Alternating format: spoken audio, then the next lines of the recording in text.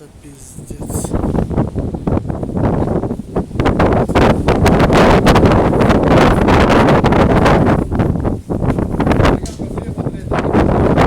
Чувак, ты просто легко отделался, блядь.